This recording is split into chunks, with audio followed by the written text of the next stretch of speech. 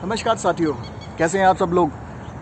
Last year government Covid आया देश के अंदर में, मार्च के अंदर में लॉकडाउन भी लगा। और लॉकडाउन पिछले साल का लॉकडाउन कुछ अलग था क्योंकि वो केंद्र सरकार के हाथ में था और सरकार के सामने बहुत सारी चुनौतियाँ थी।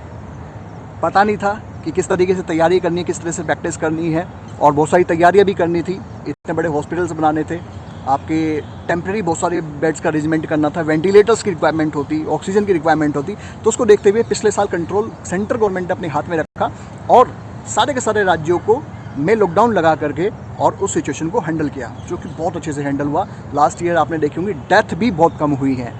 जबकि जब दूसरी वेव आई, क्योंकि उस टाइम ये लोग चिल्लाने लगे, जो अलग अलग स्टेट में सीएम बैठे थे, अलग अलग पॉलिटिकल पार्टीज़ के सीएम बैठे हैं अलग अलग राज्यों के अंदर, इन्होंने शोर मचाना शुरू कर दिया कि आप हमें राइट्स दीजिए, हमारे राज्य में लॉकडाउन लगेगा नहीं लगेगा ये हमें देखना है, आपको नहीं तय करना है और ये तो हम पे छोड़ दीजिए साहब। और लॉकडाउन से कुछ नहीं होता। खासकर सीएम अरविंद केजरीवाल, दिल्ली के जो सीएम हैं, जिनको बहुत ज़्यादा फुदकने की आदत है, वो पैंट में से सबसे पहले निकल के आए थे कि साहब लॉकडाउन से तो कुछ होता ही नहीं साहब, ये लॉकडाउन तो बेफजूल का है। तो इस तरह के इन्होंने उल जलूल जो नेगेटिविटी थी फैलाने की कोशिश की उन्होंने लास्ट लॉकडाउन में भी। और पिछले साल डेथें बहुत कम हुई, बहुत अच्छे से मैनेज हुआ कोविड उस समय पर। और उसके बाद जब बहुत सारे केसेस कम हो गए तो गवर्नमेंट ने धीरे धीरे अनलॉक करना शुरू किया और सभी सिटी से लॉकडाउन लिफ्ट हो गया। लेकिन जब दूसरी वेव आई, दूसरी वेव आने से पहले ही, क्योंकि चेताया जा चुका था गवर्नमेंट को, गवर्नमेंट ने भी सभी राज्यों के सीएम को चेताया था कि सेकंड जो वेव है वो बड़ी हो सकती है और इस तरह के आप अरेंजमेंट कीजिए।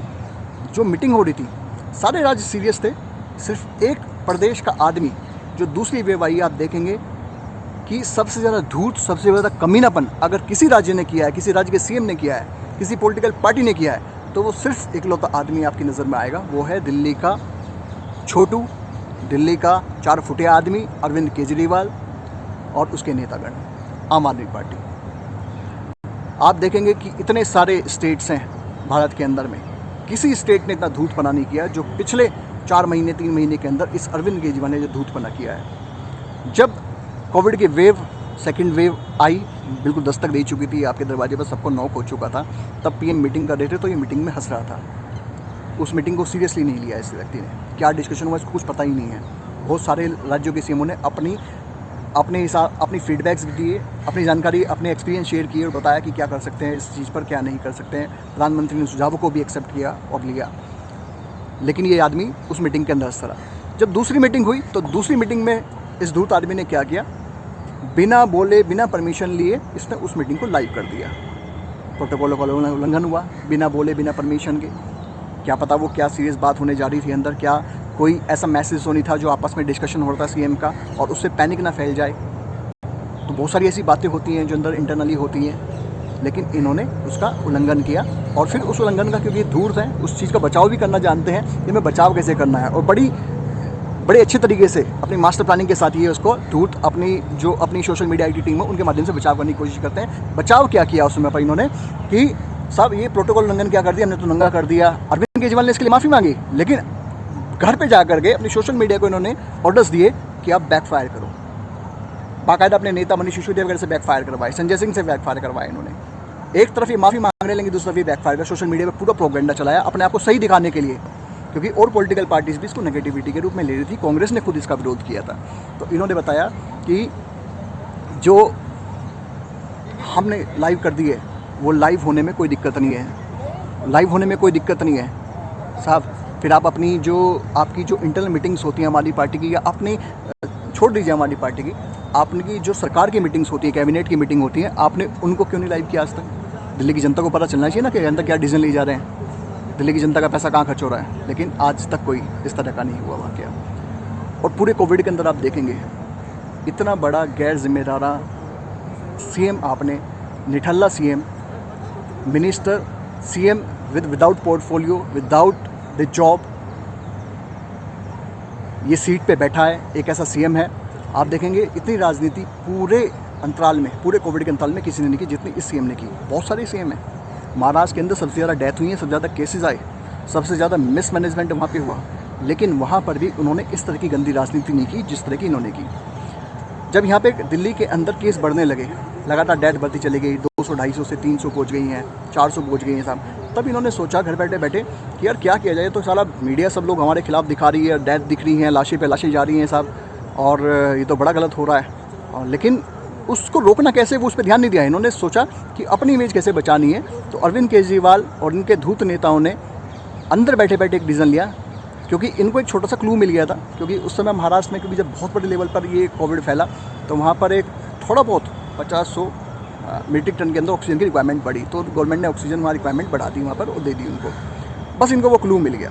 इन्होंने क्या करा, वही हल्ला मचाना शुरू कर दिया कि ऑक्सीजन कम होगी, ऑक्सीजन कम होगी, पैनिक फैलाना शुरू कर दिया। बाकायदा सीएम ने आकर के प्रेस कॉन्फ्रेंस करी।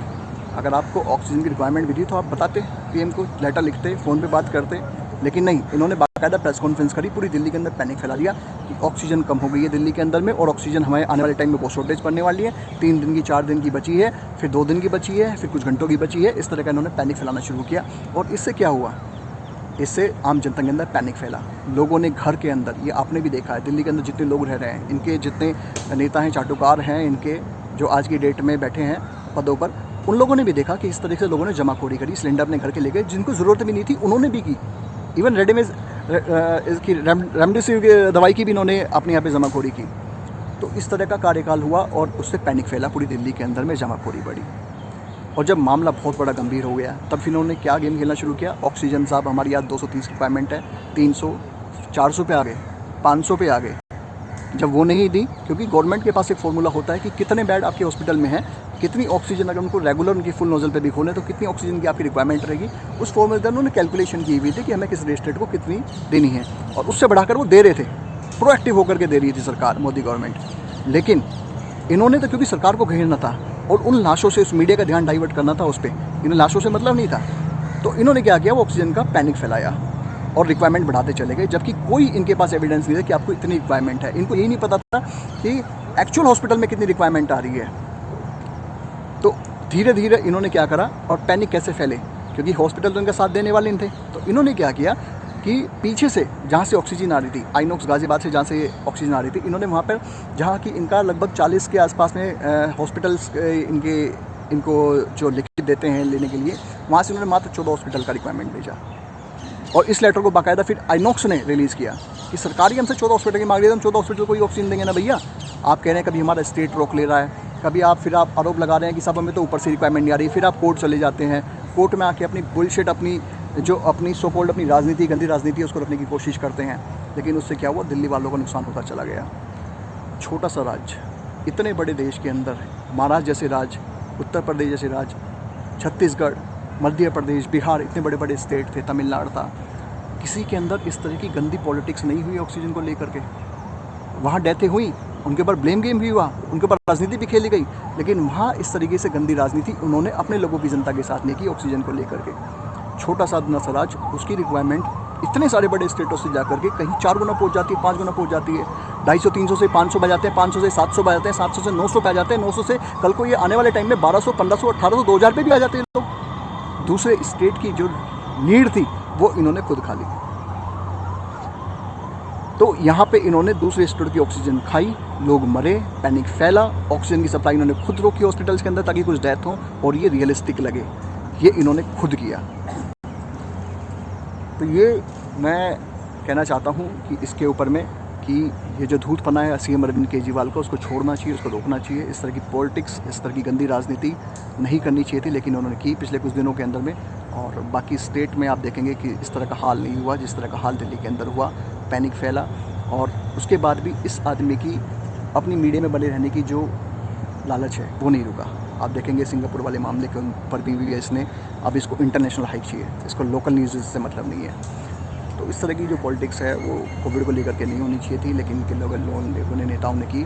और आई होप कि आप इस पूरे मुद्दे पर बहुत अच्छे से ध्यान दे रहे होंगे, बहुत अच्छे से सुना होगा आपने इसको, और अपनी राय कमेंट्स के माध्यम से बताइएगा। और इसमें सबसे बड़ा जो फेलियर है मैं इसमें मानता हूँ वो बीजेपी गवर्नमेंट का है। आपको यही नहीं पता कि सामने वाला इतनी कोर्ट के अंदर भी बराबर झूठ बोल रहा है। आपको उस समय पर ऑडिट की रिक्वायरमेंट रखनी थी, वहीं पे आपको काउंटर अटैक करना, लेकिन वहाँ पे काउंटर अटैक नहीं हुआ और जो ऑडिट होना था उस समय पर वो ऑडिट नहीं हो पाया। आज आप ऑडिट की बोल रहे हैं, तो ये कहीं ना कहीं आपकी जो नेतृत्व है, जो राज्य स्तर का जो संगठन है, उसका कहीं ना कहीं इसमें मैं फेलियर मानता हूँ। कहीं उनको कहीं प्रोटेक्टिव होकर के अटैक करना जैसे ये लोग करते हैं। ये एकदम मुद्दे को भाग जाते हैं। जब आम आदमी इस मुद्दे को भाप पा रहा है, हम लोग भाप पा रहे थे कि झूठ बोल रहे हैं कोर्ट में खड़े होकर के। और कोर्ट देखिए, बदमाशी कोर्ट की, जो जज सीट पे बैठा था, क्या उसको नहीं नज़र आ रहा था? एक छोटा सा अपना सा स्टेट जहाँ पे हॉस्पिटल गिने चुने हैं, वहाँ पर आप इतनी बड़ी रिक्वायरमेंट लेके चले जा रहे हैं, 200, 400, 500, 500, 700, 700, 900, 900 से 1000, लेकिन नहीं हुआ। और उन्हीं सुर्खियों को इन्होंने खूब अच्छे से अपने आप को काउंटर किया, उसमें पर बचा लिया और डाइवर्ट कर लिया पूरे मुद्दे को। तो I request to all of you कि एक तो इसको आदमी को सद्बुद्धि दे। अब तक इसको नेशनल की न्यूज़ में बने रहने का था, अब इसको विश्व पटल पर आने के लिए, अब ये पता नहीं कहाँ पीएम बनना चाहता है, हमें तो पता नहीं है। जो इसको अंतर्राष्ट्रीय मुद्दों को छेड़ने का इसको पड़ गई है इसको लालसा, और कहता है फ़्लाइट बननी है, जबकि फ़्लाइट बंद है सिंगापुर की। तो और जो फ़्लाइट खुली है वो सिर्फ वंदे भारत फ़्लाइट खुली है। वंदे भारत फ़्लाइट में भी वो फ़्लाइट जिनको जो सिंगापुर से यहाँ लोग आने हैं जो फंसे हैं, और जहाँ से लोग जो सिंगापुर जाने हैं वो फंसे हैं, उन लोगों के लिए सिर्फ फ़्लाइट खुल रखी है वो। और बाकी गवर्नमेंट की जो लॉजिस्टिक आ जा रहे हैं, मेडिसिन आ रही हैं, जो और दवाइयाँ, जो टूल्स आ रहे हैं, उनके लिए सिर्फ एक्सेस है, बाकी आम लोगों के लिए एक्सेस नहीं है। लेकिन इस आदमी ने उस पर भी पैनिक फैलाया अपनी सोशल मीडिया के माध्यम से। तो बहुत ज़्यादा प्रोएक्टिव होना चाहिए था बीजेपी को, नहीं हो पाई इन मुद्दों पर, बहुत डिले करती है। सेम यही इन्होंने शाहीन बाग के अंदर दिखाया, मोदी गवर्नमेंट ने, इनके नेतृत्व ने, जहाँ इनको बहुत अच्छे से उसको हटा देना था, इन्होंने नहीं हटाया। वो कई महीनों तक फैला, साल भर तक खींचने का इनकी नौबत थी। सेम यही दिल्ली दंगों से पहले इन्होंने जाफराबाद के अंदर भी बिठाने की कोशिश करी कि यहाँ भी लॉन्ग प्रोटेस्ट चले। सेम यही किसान आंदोलन के अंदर हो रहा है। सारे गलत आदमी गलत राजनीति के मकसद से बैठ गए हैं आकर के। धूर्त जो कि किसान नेता भी नहीं है, और कनाडा की तरफ से एक जो खालिस्तानी मूवमेंट चल रही है, उसको वो हवा देने के लिए यहाँ से पंजाब से उन्होंने ला के बिठाने शुरू किए, जिसमें टिकैत जैसे लोग भी शामिल हो गए बाद में आकर के। तो ये कहीं ना कहीं ये मैं सरकार का और इसमें बीजेपी का फेलियर मानता हूँ कि वो बहुत ज़्यादा प्रोएक्टिव नहीं लेती, बहुत लेट गो करती रहती है, जो कि इनको फिर बाद में भारी पड़ जाता है। आपको करना क्या चाहिए? आपको इनको वही भाषा समझ में आती है जो इंदिरा गांधी करती थी, जो राजीव गांधी करते थे, जो कांग्रेस नेहरू क्या करता था। इनको वही भाषा समझ में आती है कि कांग्रेस दमन की राजनीति करती थी। जैसे कोई उभरता था, कोई उल्टी सीधी कोई बकवास किया करता था, वो वही दमन कर दिया करती थी। वो तो हत्याएं तक करा दिया करती थी बड़े नेताओं की। उन्होंने अपने लोग नहीं छोड़े, अपने संगठन के लोग नहीं छोड़े, अपनी खुद की संतानें नहीं छोड़ी, उनके मर्डर करा दिए। तो कहीं ना कहीं आपको प्रोएक्टिव रहना पड़ेगा इन केसेस पर, जहां आपको लग रहा है सरकार को खतरा है और ये आपकी इमेज को नरेश कर रहे हैं, या कहीं ना कहीं घटिया फरीबी चीज़ें फैला रहे हैं। जहाँ ठीक है, जहाँ ये अच्छी चीज़ें, सरकार की गलत कमी है, उसको निकालिए, विपक्ष होना ज़रूरी है। लेकिन जहाँ आप अननेसेसरी का पैनिक क्रिएट कर रहे हैं ऐसे माहौल के अंदर में, और ज़बरदस्ती विश्व पटल पर सरकार को बदनाम, देश को बदनाम करने की कोशिश कर रहे हैं, तो वहाँ बिल्कुल इनका काउंटर होना चाहिए, प्रोएक्टिवली होना चाहिए। संगठन के अंदर आपके ऐसे समझदार लोग होने चाहिए उस पोजीशन पे बैठे हुए स्टेट लेवल पर, जो इनका सही समय पर माकूल जवाब दे सकें, और जो चीज़ पैदा करने की कोशिश कर रहे हैं और उसको वहीं के वहीं ख़त्म किया जा सके। तो ऐसे अरविंद केजरीवाल दिल्ली के सीएम से मैं सभी लोगों को कहना चाहूँगा कि भाई इस आदमी से बचो। धूर्त आदमी है, एक नंबर का गलत आदमी बैठा है जो पोजीशन पे बैठा है, और इतनी गंदी राजनीति किसी स्टेट ने नहीं की। कांग्रेस के भी सेम बैठे हैं कई और स्टेटों में, उन्होंने भी नहीं की। पंजाब में बैठे अमरिंदर साहब, नहीं की। उत्तर प्रदेश, आपके महाराष्ट्र के अंदर एनसीपी की गवर्नमेंट है और शिवसेना की गवर्नमेंट बैठी है, नहीं की इतनी गंदी राजनीति जितनी दिल्ली में अरविंद केजरीवाल सरकार ने की है। और इस आदमी का हमेशा विरोध करना चाहिए जहाँ भी आपको मिले, चाहे सोशल मीडिया पर, चाहे किसी और प्लेटफॉर्म पर। थैंक यू सो मच, धन्यवाद। जय हिंद, जय भारत, वंदे मातरम दोस्तों।